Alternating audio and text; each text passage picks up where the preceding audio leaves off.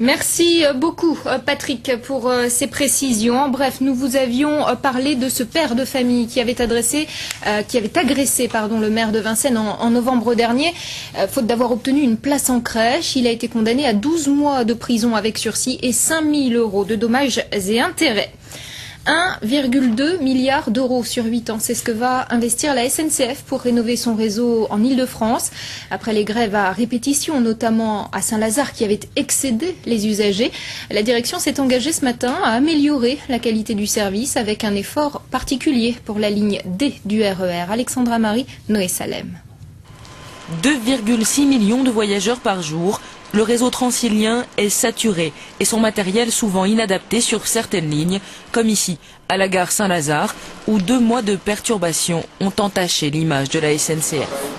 En réponse, un plan d'1,2 milliard d'euros sur 8 ans était rendu public ce matin.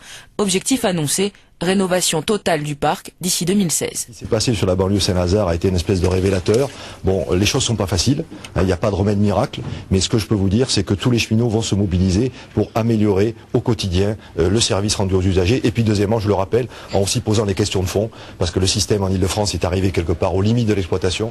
Au programme, l'amélioration des infrastructures, notamment sur le RERD. La livraison du nouveau francilien, quant à elle, devrait être plus rapide, avec 100 nouveaux trains d'ici 2012. Enfin, 130 millions d'euros devraient être consacrés à l'accueil et l'information des voyageurs. Un programme certes très ambitieux, mais qui, pour les associations d'usagers, ne répond pas suffisamment à l'urgence. J'espère vraiment, du fond du cœur, que ce nouveau plan va vraiment améliorer les choses. Mais pas sur 8 ans, c'est trop long. Et là, on a trop attendu, on a atteint un niveau où en fait, la direction de la SNCF est au pied du mur. La SNCF, de son côté, assure que les travaux devraient commencer très rapidement et promet des améliorations visibles dès le prochain mois. Marlène, on revient sur les intempéries. Oui, je vous propose d'écouter les explications de Patrick Gandil. Il est directeur de l'aviation